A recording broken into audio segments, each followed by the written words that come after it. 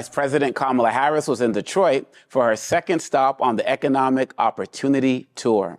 She was there to promote the Biden administration's economic agenda.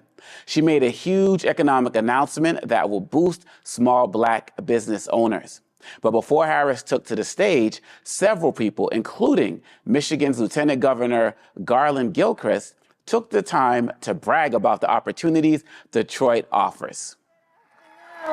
On behalf of my partner in public service, Michigan Governor Gretchen Whitmer, I am so proud to welcome all of you to the historic Charles H. Wright Museum and to welcome the Vice President of the United States, Kamala Harris, here to Detroit, Michigan.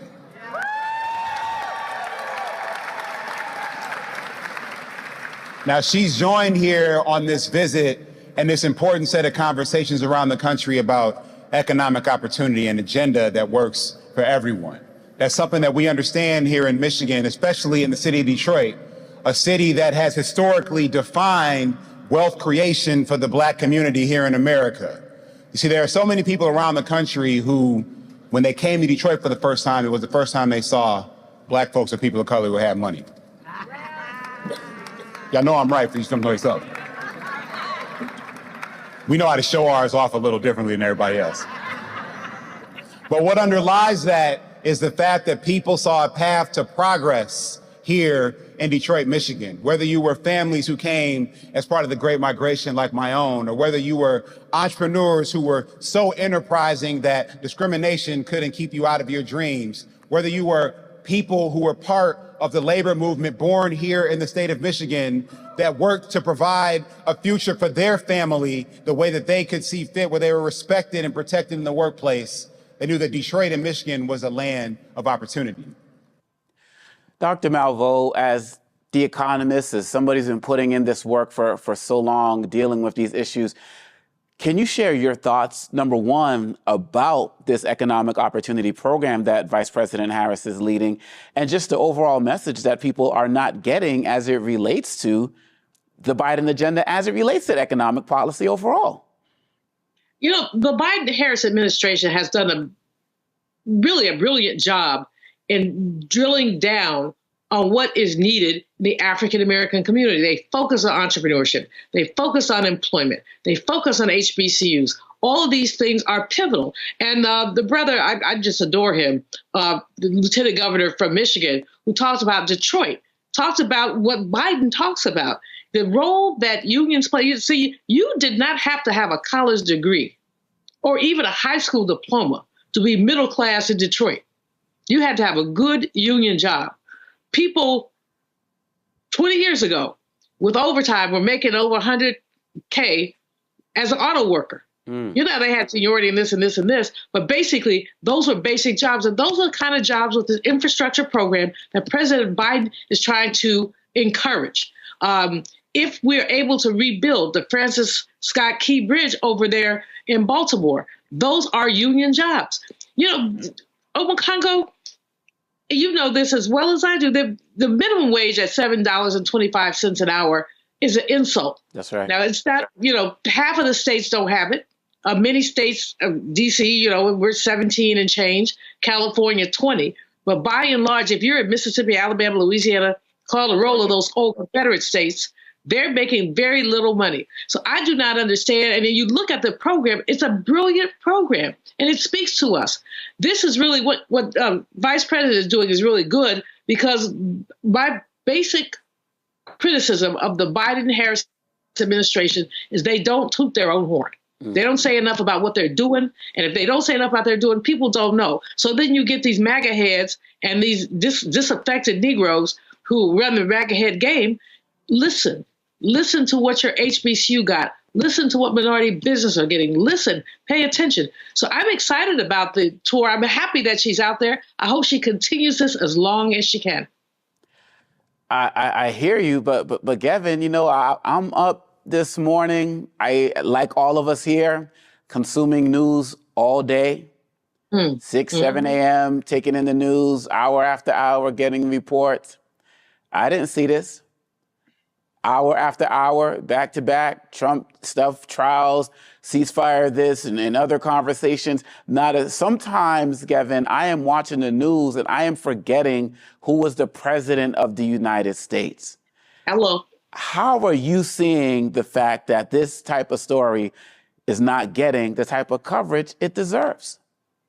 So you hit the nail on the head. I think right now we're in this media climate in which the controversy, the juicy, the salacious, that's what sells. So you take the former president, a hush money trial involving a sex scandal, and that same person is running for president again. That's the perfect storm of what the news media, of what cable media wants to cover. We also know, though, that the way we consume media, especially young people, is changing. A lot of people are going onto social media more these days, getting their news from Snapchat, I think, if that's still a thing. Snapchat and TikTok and all these other news sources, right? And even more so on social media are those juicy rumors, the, Drake, Kendrick, like all of that feud. That's what people are talking about. I think it's a darn shame that the real substance of the issues are getting lost in all of that, right? And what's interesting is that when I talk to people, I mentioned to them that, I used to work for the vice president. A lot of them, and the media seems to think that there's a lot of negativity around the VP, and that might be true for some people. But what I hear from most people is that they like the VP. They just feel like they don't really see her enough. They feel like they don't really know her. And what I hear from a lot of them is that they want to see more of the VP. That's why I think I'm so excited that the vice president is hitting the road. She is such an effective messenger on the issue of reproductive freedom. We've seen her travel this country on her Fight for Reproductive Freedoms tour, speaking truth to power on that issue, and now on this economic opportunity tour. And I was extremely happy that she started this tour in my hometown of Atlanta, and I'm excited for this tour to continue to progress. But I think it's on the media to make sure that they lift up this work, because the whole point of this tour, the whole point when it comes to connecting with Black folks on the ground is so that we can close the knowledge gap that exists between the amazing work, the historic work that this administration is doing, investing in small businesses and bringing the rate of small business growth among the Black community to its fastest rate in decades, adding a record number of jobs, bringing Black unemployment down to record lows, raising wages, lowering the cost of insulin and prescription drugs for seniors, lowering the cost of childcare, taking historic actions to forgive student loans. This is incredible, life-changing, generational altering work. But the unfortunate thing is that there are a lot of people on the ground who just aren't tracking. And so it really, I urge in the strongest terms, the media to cover this work, right? I think a lot of people, like I said earlier, are still very checked out on these issues, are checked out on the election. It's still a little bit a ways away. People are going to wake up soon. But it's important that between now and then, that the campaign, that the administration continues to deploy their strongest messengers. And to me, that includes the vice president, to lift up so much of this work, to educate, to connect with, first of all, especially our Black voters, and then educate them on this work and convey to them that they want to build on that work. They want to build on the work I just mentioned. They want to work at issues like making housing more affordable, right? Continuing to lower costs. And so I think this is the kind of meaningful engagement, education, and activation that a lot of us were looking for from the ticket. And I'm excited for them to continue on with it. And I'm excited for the VP to continue traveling this country to lift up this really amazing work. Absolutely. And Don Graves Jr., Deputy Secretary of Commerce, Economic Opportunities, also spoke. Yes. Economic empowerment, economic opportunity is personal for me, not only as a fellow Midwesterner, but as someone who's been on the ground in this city, helping to turn despair and disaster into hope and healing. During the Obama-Biden administration, after years of underinvestment and disinvestment, and after the Great Recession had swept through Detroit and the rest of the country, leaving the city in bankruptcy, I was asked by President Obama and then Vice President Biden to be their point person on the recovery of Detroit. It was some of the hardest but most rewarding work I've ever done in my life. And I don't need to remind folks in this community of the challenges that you faced, but together with the mayor, with local elected leaders, with the community, with stakeholders all across this region, we worked together. The community came together focused on rebuilding the city infrastructure, city services, creating a new economic development strategy focused on creating quality jobs, investment opportunities all across this community, even where Wall Street wasn't able to find them. And even during such a challenging period, Detroiters never buckled. Together, you all, with our support, drew up a roadmap to recovery, a recovery I think we can all now confidently call the Detroit Renaissance. Today, we're in the middle of an increasingly competitive global economic environment with ever more aggressive competitors and adversaries. And under the leadership of President Biden and Vice President Harris, we're making historic investments in Detroit, in Michigan, and all across the country that aren't just righting this ship, righting our economy, but they're positioning this country for generational economic opportunities for all Americans, not just some, but all Americans. Dr. Malvo, as Graves was speaking, I wrote down something he said. He said, hope and healing. And when I heard that, it made me think about the fact that they are starting this program, they're launching it, as Gavin said, in his hometown of Atlanta, and going to cities with large Black populations that have felt that they have not really been part of the economic system in America. As they kick off this tour and go to these different cities, do you feel like there's real potential to reach people on the ground, kind of where they are, to really help them understand the aspects of the Biden agenda that we've been talking about and that they've been talking about in Detroit today? Well, Congo, I think they have to be very vigorous in connecting the dots, because here's what's going on with folks at the bottom. You've got this thing called macroeconomic ecstasy. You keep hearing about the numbers, and the numbers are good. Unemployment rate, less than 4%, been that way for almost a year. You keep hearing that good stuff, but you're sitting here down in here on the ground. Where you're not seeing that. So you've got to connect the dots. Now, some of the things that the Biden-Harris administration are doing are great, especially for entrepreneurs. But connect the dots in your talk, and I'm sure Gavin, as a speechwriter, can do this better than me, but connect the dots so that you're talking about what entrepreneurship trickles down. So, only 3% of our nation's businesses are owned by Black people. Right. Fewer than 10% of us are entrepreneurs. So while this is good, it's great, frankly. At the same time, you're Pookie who's delivering pizza. It doesn't make a difference in your life. So what has to happen is they've got to connect the dots. They've got to connect the dots in a way that people get excited. They have to see stuff. So you've got a program, great program. You've gone to Atlanta, gone to Detroit, where there are enormous needs in Detroit. A city that's on the brink. It's coming back in some areas it's not. What needs to happen really quickly, I hope, is don't just talk about the program you're bringing, show the people some results. So in other words, we brought this program, and now John Jones Business has all this stuff that it didn't have a year ago. That's the kind of thing that people can get excited about. I think that the administration, as I say, I give them a B. I wouldn't give them an A, but then I don't give anybody an A. I'd give them a B, but I'd give them a C on communications. Now, this tour that the vice president is on gives them a possibility of an upgrade. But it has to be more, and this, with Mr. Graves, who is amazing, he's fantastic, he's done really great work, with the lieutenant governor, with so many other people surrounding her, this is good for us. We're the, commentariat. What does it mean to Pookie? Yeah. What does it mean to Nisha? And that's the question that they've got to answer, because this doesn't translate for the voter, unfortunately. Well, answer the question, Gavin. You're in communications. You're a speechwriter. You're in Atlanta. You saw the kickoff. What do you feel needs to be happening after the VP leaves Atlanta, after she leaves Detroit? Is it on us to put the message out? Is it the administration needs to do more? Is it a combination of both? You're in the communications business. How do you see the way this should unfold?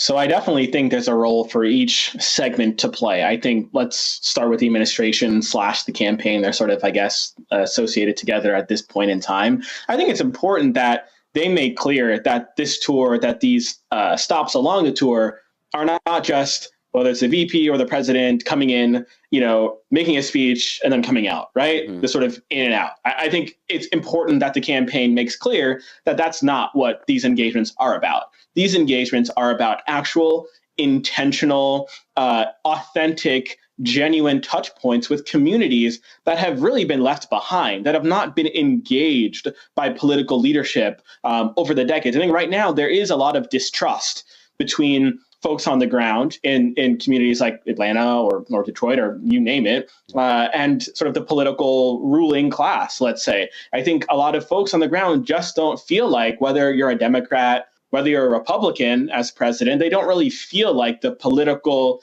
machine is really like working for them or working to their benefit. I think that's why Donald Trump has been able to tap into sort of that populist political movement right now, and sort of posturing and pitching himself as being, for the people, and, let's just burn the whole thing down. I don't think that's the right approach. And I, in fact, think that this campaign, that the administration is showing the intentionality in their approach that they ought to. But I think it's important. And what you're seeing is that the campaign, if you're looking, of course, I keep very close tabs on this. I was I was connecting with the vice president's head of coalitions on the campaign recently, who's actually from Chris Scott, who is from Detroit, I believe. And so we were talking strategy, throughout the course of our meeting. But what you're seeing is that you're seeing states across the country. The campaign is building out a very robust on the ground states operation. That means that although we're looking at the vice president making a speech, in Atlanta, and then we're seeing her make a speech in Detroit, that work is, the work goes on after she leaves. You have really robust state teams who are doing the work in each and every one of these states to make sure that communities on the ground feel that engagement, even when a principal, whether it's a president or VP, even when they're not there. Right. But what you're seeing on the other side, by contrast, Donald Trump claims through all of his insulting pandering to the Black community that he wants to win the Black vote. Well, actually, what you're seeing is that his RNC, and I say his RNC because he handpicked the leaders of the RNC, including his daughter-in-law, what you're seeing is the Republican National Committee closing down the minority outreach centers. No, you're absolutely right. That they claimed were going to be, reaching Black and Hispanic and whatever voters. And along with doing that, they're firing the people of color who are working there. No, you're absolutely right. And I feel like as we get to, hop into this break, you're talking about these plans. We still have yet to see a Trump economic plan. And so we're looking forward to talking more about the Biden's plan. Definitely. We're going to talk a little bit more about that shortly. You're watching Roland Martin Unfiltered on the Black Star Network. We'll be right back. Fanbase is pioneering a new era of social media for the creator economy. This next generation social media app with over 600,000 users is raising $17 million, and now is your chance to invest. For details on how to invest, visit startengine.com/fanbase or scan the QR code. Another way we're giving you the freedom to be you without limits. Me, Sherry Shepard with Sammy Roman. I'm Dr. Robin B., pharmacist and fitness coach, and you're watching Roland Martin Unfiltered.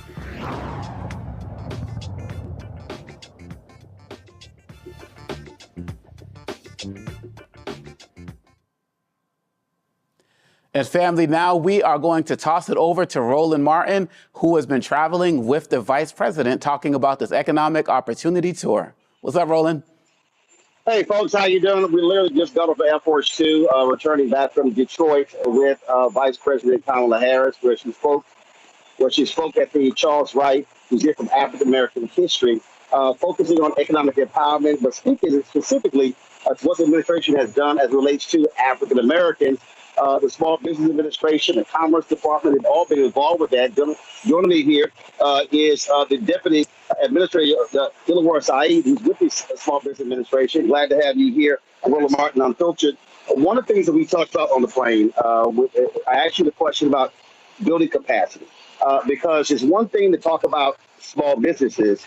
It's one thing to talk about small businesses, but it's another thing to build capacity, be able to grow those businesses. How is SBA really focused on that? Absolutely, Warren. First of all, thanks for having me. Thanks for joining us on Drive to Good For It. I'm an entrepreneur, so I can tell you firsthand, having built companies, it's one thing to start a business. It takes a lot of effort and capacity building to grow the business and then eventually be able to create jobs. So we are very focused on making sure that we have access to capital, and SBA access to resources, and building capacity. For the second year in a row, we crossed $1.5 billion in SBA-backed loans to African-American-owned businesses. That's a record. We still have long ways to go because we have systemic barriers that we will overcome that will be essential for this community. But when it comes to access to finance, we are on the right track. Second, in terms of building capacity, there are 68 district offices SBA has across the nation, including in Wayne County, Detroit. Right? Today you saw our people on the ground in this resource field. The VP is bringing the whole of government, if you will, the doorsteps of our communities, right? We're doing this kind of intentional outreach across the country, not just when she shows up, but also when the rest of us travel, and also locally we're doing this. And the third is we also expand our partnerships. We obviously have resource partners, but we also have a partnership with Divine Now, which has obviously great reach in the Black community. You had Ron Busby. Chamber introduced our express. Right? He represents many Black chambers across the country. Mm-hmm. We are partnering with them, making sure that folks know how to get access to resources, mentoring folks on how to get a contract, how to get in the certificate process. Once you get a contract, how do you actually get to work? And for that, there's a training that we're offering both in SBA resources, but we're also teaming up with the Department of Defense. They operate accelerators around the country. But I've personally spoken to, I'll be in Georgia a couple of weeks, talk about how you train African-American contractors so that they can actually get the work fast forward and have access to opportunities to build wealth for themselves and for their communities. One of the things you mentioned was the 8A program. Obviously, a number of programs have been under attack. The Supreme Court outlawed affirmative action in college administration admissions. You had a lawsuit in Tennessee. Then you also reported the lawsuit, the judge of the city out of Texas regarding the MBDA. So talk about the 8A program in terms of is that still the primary avenue for many Black-owned businesses? And how is that program? How are you dealing with that federal ruling out of Tennessee? So 8A is one of the most important procurement vehicles, if you will, for socially and economically disadvantaged entrepreneurs. That includes African Americans, that includes Asian Americans, that includes Arab Americans, anyone that's veterans, women, and so forth, whoever has had a social disadvantage. And that is something that we know many in the Black community has faced. The program is fully open. It's up and running. In fact, it has grown this year over year. It is compliant with the court's injunction, and our teams have worked very hard to make sure that everyone is qualified. If anything, the program is growing. Look, this president cares about this community. Equities at the heart of our agenda. That obviously we are, following his leadership. So under this president, this program, we're going to do everything possible to make sure we keep programs like these that help us drive towards more equitable, more inclusive economic growth up and running. If anything, we grow. So this program, I would invite your listeners and viewers to go to certified.sba.gov and see how do you get certified to get a contractor. And we have our teams work with folks who are looking to apply for the program and see how we get through the process. One of the things that we look at what happened during COVID. And Ron Busby spoke to this, and the president the vice president spoke to this today. 41% of Black-owned businesses that went out of business because of COVID. And part of that's because most of Black businesses are one employee. And so how has the SBA worked trying to bring back a lot of those businesses, to bring them online to help them?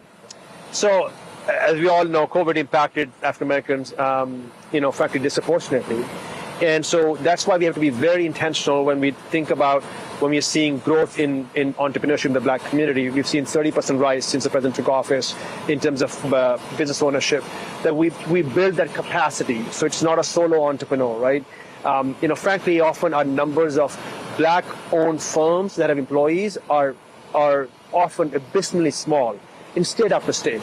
And so we have to make sure that we build capacity to, where these firms can grow. I'll give you an example. I was in Salt Lake City and I met an African-American baker. She started a business. We actually gave her a prize. She's doing very well. But she's by herself. And she told me she gets up in the morning at 5 a.m., she cleans the place, she's the baker, she's the CEO. At night, she cleans up. And this is what we see story after story. So by making sure those entrepreneurs can access loans that previously, quite frankly, often were not within reach, they can probably think about working capital, investing in a team. So one of the things that we are very proud of with SBA is we have streamlined the process to apply for a small dollar loan. Not everybody needs a $400K loan. Right? You may need $20,000, $30K, or $40K, right? Or $10K. You should be able to walk into an SBA-backed bank or a regional bank and apply that loan. So we have now streamlined the process. You only provide 20 pieces of information versus a lot of paperwork to make it simpler for you to apply for a small loan. By making that change that we did last year through our own, streamlining our process, we've seen small dollar lending go up 20% in the first quarter fiscal year. By the way, it is a reminder that when you have an intentional policy, right, that reflects our care for our people, you see the impact, right? Still a long ways to go. To your point, so many businesses went under. They want to come back. We're seeing the resurgence coming in. But we also need to make sure they have the capacity. And the story that I shared with you, the stories are all across the country. And we need to make sure they have access to resources, access to also assistance or mentorship, that they can actually build their businesses and grow and have some scale. A couple more questions. One, access to capital is one thing. Access to contracts is another. And I've used this example for myself. I have a small owned business, started with 7 people, spent $350,000 of my own money. We've hit $3 million in revenue in the last 3 years. And I've been in the black. I've been profitable since March 2020. I don't need capital. I need contracts. And so that's also a barrier there in terms of being able to access those contracts. And so from a governmental standpoint, how have you been trying to clear some of that? Because under the previous administration, they bundled lots of contracts and made it harder for small business folks to apply. Now you're unbundling. But the other thing is, how are you encouraging corporations to also understand that, hey, when you provide contracts, that's also capital? Correct. So the United States government is the world's single largest purchaser of goods and services. We spend $700 billion a year on purchasing goods and services, right? And the president made a solemn commitment, as you may know, on the 100th year anniversary of the burning of the Black Wall Street. Yep, I was there. Tulsa, you were there. I was there. And he said 15% of all of this spend will go to socially disadvantaged businesses, to black contractors. So that's black, Latino, the women. 2025. Got it. Now, we did north of 12% last year. This year, the target is 13%. Next year, 15% of all this government spend. To your point, how do we make sure that once you get a contract, first you even get a contract, right, things we're doing, and I'm personally been very involved with this, is to make sure that we direct our federal partners to make sure that they're looking at small businesses. And the rule of 2, it's a technical term, but if there are 2 or more small businesses that qualify for a good and service to provide to federal government, we are directing the federal agencies to now give them contracts. Right, that number is up. So, for example, this year, it's a record that 28% of the entire federal government spend went towards small businesses, because now we are intentionally directing these workers into small businesses. By the way, not just that, also making sure that you actually get the task order. Right. You actually get the work. And that's why we're saying that if you have under 250K, those task orders will go exclusively towards small businesses. Third, let me also bring up the point of actually performing well with contracts. I've been a business owner myself. Getting a contract is only the first step. You've got to succeed with it, right? So we have training. We have relaunched a training called Empower to Grow. You now get one-on-one mentorship and advice on how to succeed on a contract, how to make sure that it's a referenceable customer so that you can land more customers, more contracts in the future. So look, it's all of these things together, and it's something that SBA coordinates across the federal government. We work closely with Department of Defense, DHS, HHS, and others, and we'll keep at it. Well, one of the things that I know specifically, we talk about black-owned media, and Congressman Eleanor Holmes Norton, Congressman Hank Johnson has been really aggressive on this, because federal government spends about $1 billion, only 1% goes to black-owned media. And so part of the problem that we have is knowing out of all the agencies, what advertising agency controls the contracts, knowing who to call, knowing who to apply to. So a lot of the problems that we face in the general sector, corporate America, same thing happens because the same agencies control the federal government. So one of the things that I suggested to with Don Craven, who's at MBDA, I said, is if the federal government creating essentially what is his own, like a fund. So let small businesses and black-owned media know, hey, here are all of the, this is who controls the ad dollars for every single department. So you know exactly who to communicate with, because frankly, it's hard to actually discover that. And you know, you're talking again, it's $1 billion spent, and only 51 million goes to all of black-owned media. So that's one of those ideas. It's helpful because frankly, it's hard knowing who controls what, who has what. So we don't know who to apply, and then all of a sudden, when you find out, oh, money's being spent, sorry, it's too late. Well, that's why we have to do better outreach, right? And that's why we are doing this accelerated training. That's why we did what we did today in Detroit. We brought this resource fair in Metro Detroit, in downtown Detroit. And of course, we can't scale with the vice president doing it herself everywhere, but we are doing this at the agency level. I travel, our administrator travels. We bring these resources to people and say, look, this is how you navigate government. This is how you navigate agencies. Because you're right, it is challenging to navigate, right? It's a bureaucracy. But, you know, when you believe in delivering for the people and you believe in democracy, you want to bring the resources to folks. And let me tell you, there is enough resource in the United States government. Issue is lack of awareness. Right. And that is in community after community. But we have to make it an effort, intentional effort, to see them. So when the president sets up a target of 15%, using it below the pulpit against the backdrop of Black Wall Street, burned down 100 years ago, that means something. That means that you have action plans, agency after agency, that is now required to deliver on it. Like I'm required to deliver on it, right? And so then we will do that outreach. So we're seeing it on numbers. We still have ways to go, just given historic barriers that many in our communities face. All right. Well, look, we certainly appreciate it. Thank you so much. Glad to have you on the show, so appreciate it. It was quite a whirlwind day. We left Washington, D.C. around 11 a.m. flying to Detroit when we, of course, Vice President Kamala Harris, as she greeted several officials, including Energy Secretary, who was a former governor of Michigan. She traveled with her on this trip. In addition to, you also, of course, had the deputy number 2 at the Commerce Department. Now, Jennifer Granholm was former governor. Now, this video here is when we landed in Detroit. She was met there by the U.S. Trade Representative as well as Lieutenant Governor of Michigan, Gilchrist, and his wife as well. And so that's how the day started. Then we traveled to a black-owned restaurant in Detroit, an opportunity for the vice president, to visit with them. It's Joe Lewis's Southern Kitchen. And so it was great to be there. A lot of Black Star Network fans there as well. And so they, of course, greeted the owners of the restaurant, and Vice President had the opportunity to chat with several different people, including this little young girl right here. When she walked in, that was a huge ski-wee that went out. Her sorority sisters were there as well in the room, and so we had an opportunity to, of course, see the folks there. And she also had opportunity to speak with the owner of the restaurant to talk about Black-owned businesses and talk about what some of their issues and concerns are. Let's play some of that.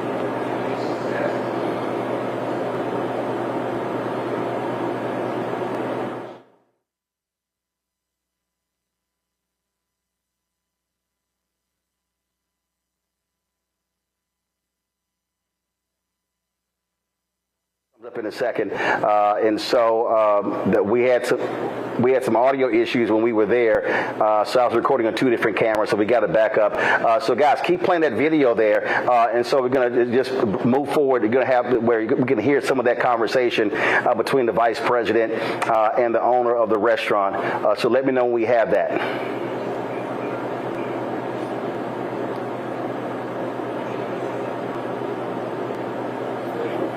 So it should come up in just a second.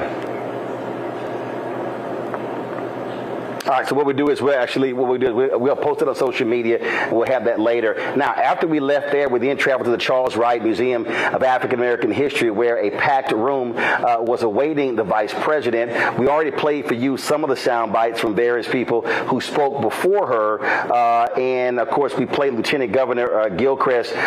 Here is the former governor of Michigan, as well as the Energy Secretary Jennifer Granholm. Since the president's agenda was passed, the Department of Energy alone has committed more than $6 billion in grants and loans benefiting Michigan. And that just pales in comparison to what the private sector is doing in Michigan between the tax credits and the grants that are happening. So in Michigan, just in the energy space, we have seen 50 companies announce that they have come or are expanding in Michigan to manufacture clean energy products. 50 companies that have said we are going to come and hire people in Michigan, hiring more than 21,000 people, $22 billion in investment, good paying jobs. Good paying jobs. You know, so as factories go up, as cranes start to appear and people wonder, can I get one of those jobs? So we are, you know, for companies, there's no shortage of a desire for talent. And for folks out here, there is no shortage of talent. So we got to connect talent and those who want to hire folks. So as of today, I just want to say applications are open for a first of its kind fellowship that'll help ensure that local workers can get those jobs. The program is called Readiness Accelerator for Major Programs, or RAMP. And what it is the connective tissue between a job provider who wants to offer a job and a worker who wants to get a job. And we are asking for folks to apply for these RAMP fellowships. And for those who might be interested, we want you to go to energy.gov RAMP to learn more and apply. All right, so listen, there are a lot more we're going to play for this. Makongo is going to handle this for me. So I have a slight technical issue that I have to fix. So Makongo, you take it away. We'll play the rest of the sound from the Vice President's visit today to Detroit, and hopefully I'll be back in about 15 minutes. No doubt, Roland. We always got you. Julian, as we were listening to what was mentioned right now, I was taking some notes, as I'm sure we all were. And one of the things that I heard, which I feel like kind of speaks to what you were saying about people who are not always doing the entrepreneurial stuff, was that they were speaking about minimizing things as it relates to paperwork in order to increase access to opportunities to people that are on the ground and not having to go through such rigmarole just to try to get various types of applications, whether it's for various financial assistance or whether it's for some of the economic programs for those who might be entrepreneurs. But what was your general assessment of what you were hearing in that interview with Roland? Well, first of all, I think he made a really good point about minority business. Most minority businesses, they're solopreneurs, if you will. Mm-hmm. One person business, about 85%, one person's business. We're not very different from majority. Most small businesses are one person. And so he made that point when he spoke to the gentleman he was speaking to outside the plane. And it's something we need to pay attention to. But the other thing, and I think Jennifer Granholm actually brought my point home very clearly when she talked about how investment turns into jobs.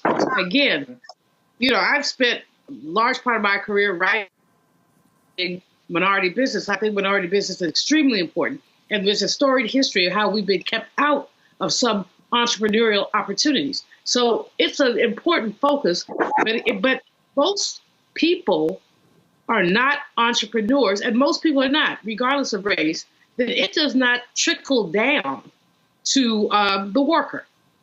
It doesn't trickle down to a number of other things. So again, I appreciated the interview Roland had. I think that guy was with the Minority Business Development Agency. But that was a good conversation.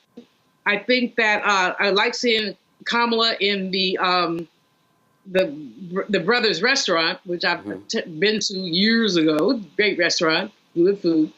And so I liked her having the conversation. Wish we could have heard more of it, but just the interaction ought to, at some level, make people pay attention. Yeah. But no, we absolutely. got to, and I know Gavin, again, I'm going to push him on this, if I might, Omekongo, push Gavin as a speechwriter, as a writer. How do we connect these plans? You talked about it earlier. You said, well, it's not just that they visited Atlanta or Detroit, but groundwork goes on after that. Yeah, I want to get to that comment. I want to get to Gavin, but before that, I just wanted to, let's hear from Julie Su. I wanted to play her comment, the Secretary of Labor in America for Workforce Infrastructure. Made in America is not a slogan. It's an economic strategy. And made in America means made by America's workers. We've seen this right here in Detroit. We've seen it in Michigan. We've seen it with the auto workers. Last year, through their strength and solidarity, the United Auto Workers not only reached a historic contract with 25% wage increases and improvements to health and retirement benefits, but also showed what it's like when workers have a real seat at the table.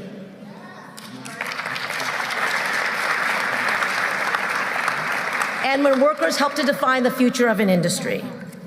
They show that Made in America is a strategy that benefits both American workers and American businesses, ensures that we can protect our climate while growing good union jobs, and we are here today to support a longtime iconic American industry and set us up to lead in the future by making sure we have a resilient and strong supply chain that includes small and medium-sized businesses, and where workers who make profits possible share in the prosperity.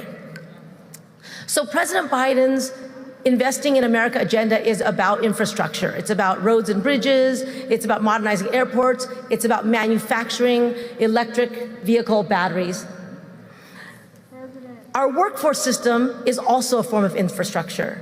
It's the roads and bridges that connect people to the good jobs they want and need, and employers to the people that they want and need. But that infrastructure has some challenges too. It's got some cracks. It's got some potholes. It doesn't reach every single community the way that it should. Too often people hear workforce development and they just think about training.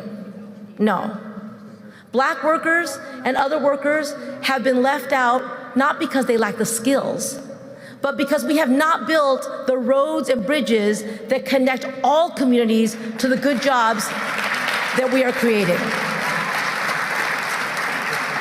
We have to create a situation where economic opportunity is broadly shared.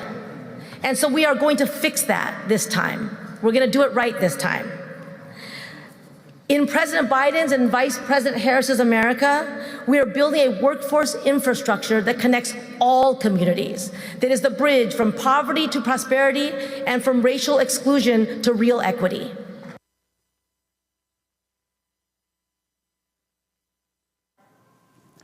So, Gavin, kind of going off of what Juliana's asking, and we heard from Sue's comments as well, talking about these incredible programs, and then Dr. Marvell also talking about the messaging.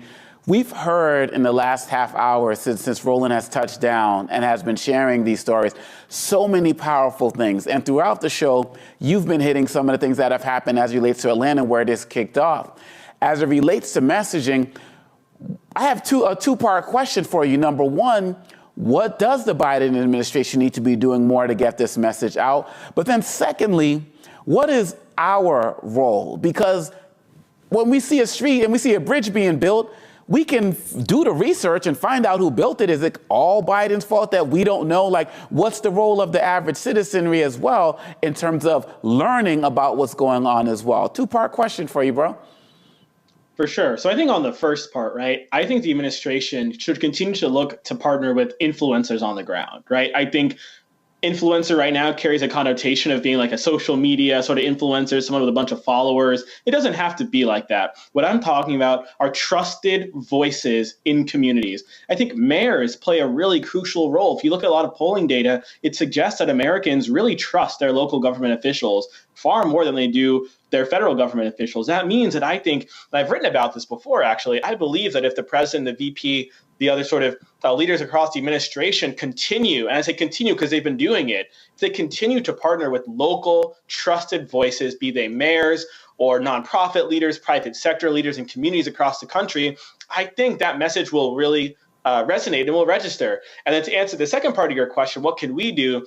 Look, I think it's on us, certainly, to be tuned in as to what our government is doing to deliver for us. But I tend to put more of the onus on the government. I think it's really their job to come down and connect with voters on the ground.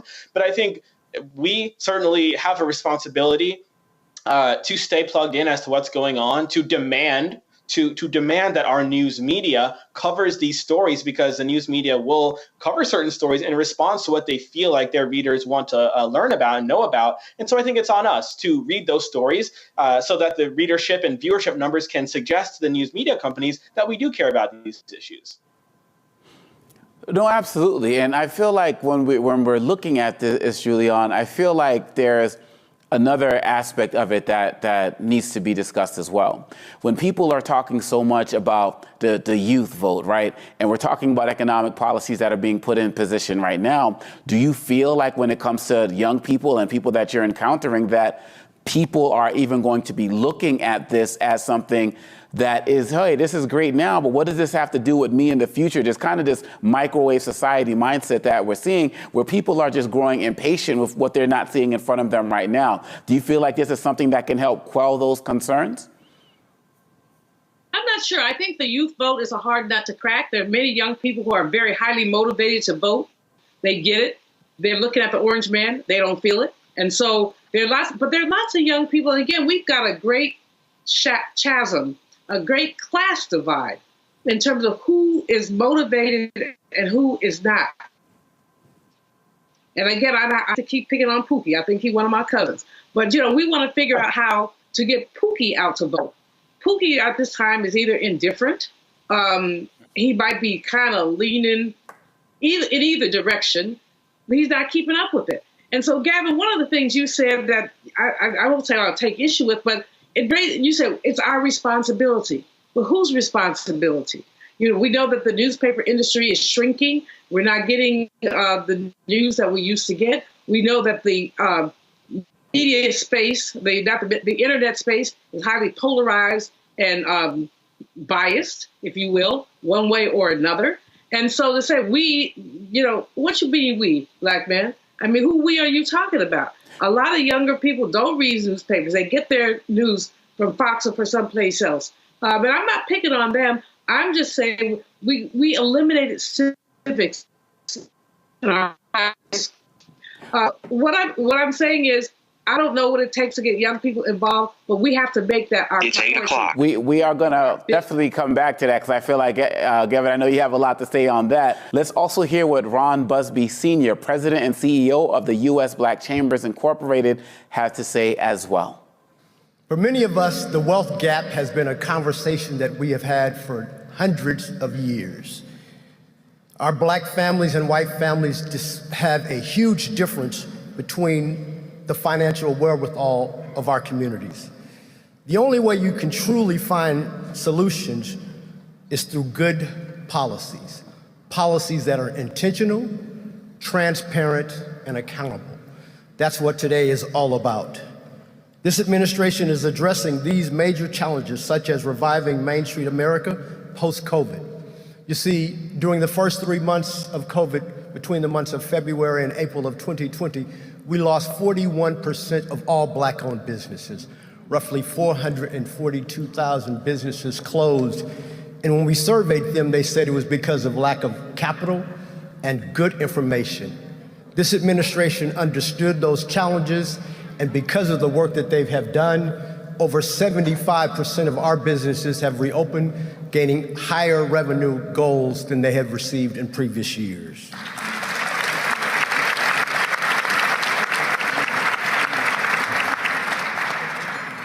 But this administration is doing more. They are also working to enhance workers' rights, reduce student loan and health care burdens, and promote affordable housing, all issues that impact the Black community at a much higher work.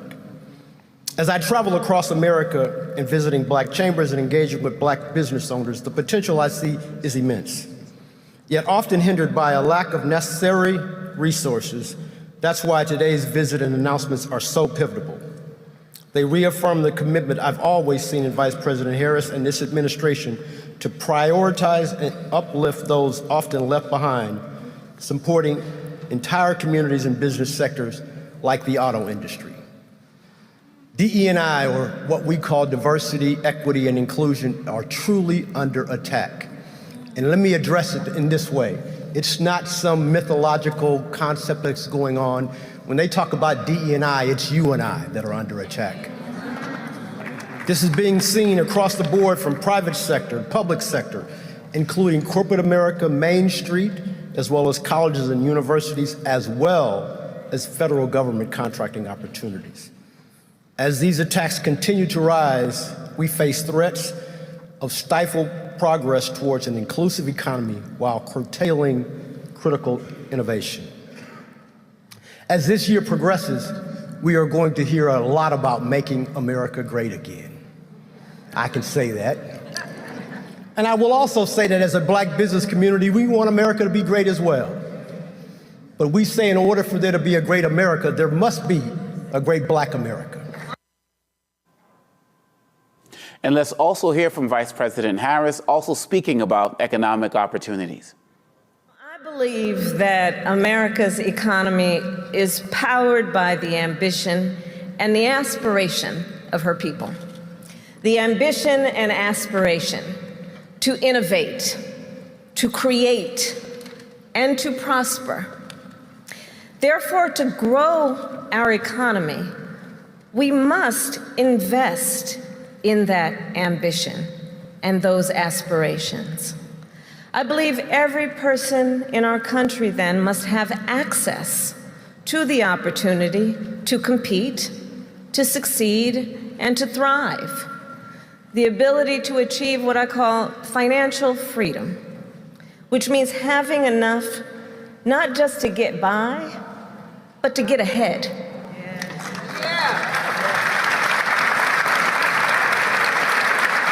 To be able to build a business, to own a home, to start a family, and to create intergenerational wealth.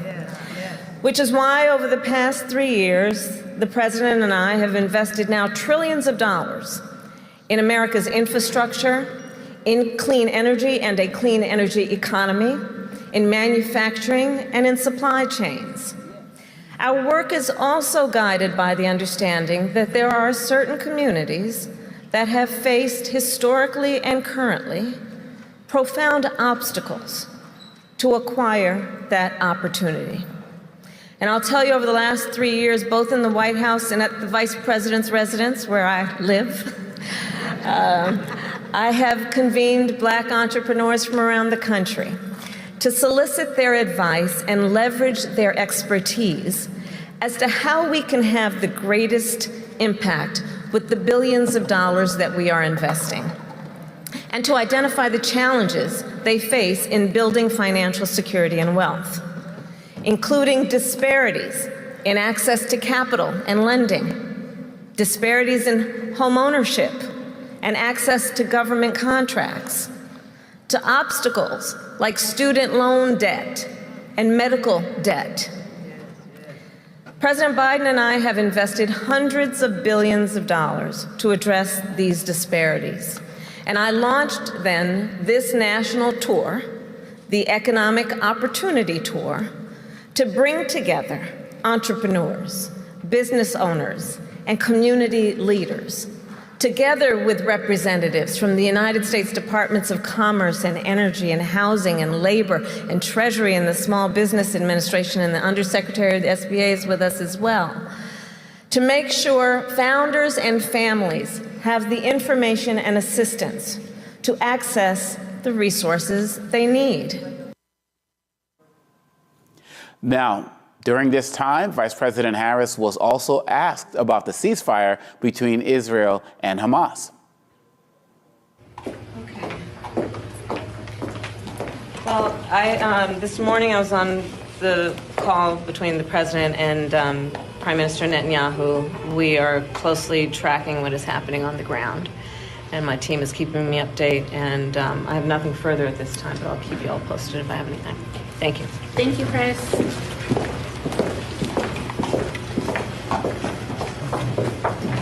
We'll hold right here, guys. No, we'll get back in the van.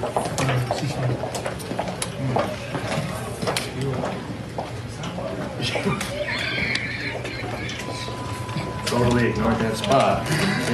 She did. Tiff, I told her to look for you, and she did. So folks, as you heard earlier, there was a call this morning with Israeli Prime Minister Benjamin Netanyahu as well as President Joe Biden.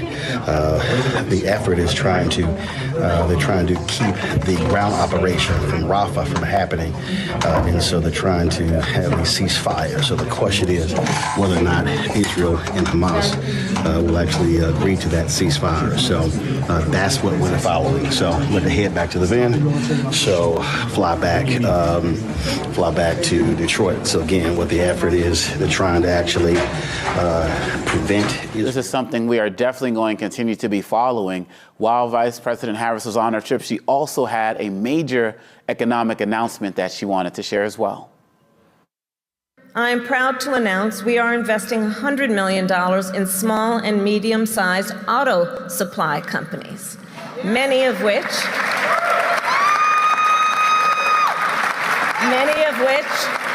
are Black-owned and based right here in Michigan.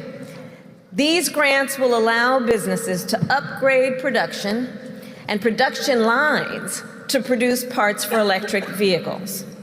I am also pleased to announce the launch of a new program that will match government-backed loans with private equity capital to help small and mid-sized auto suppliers access loans from $250,000 to $10 million.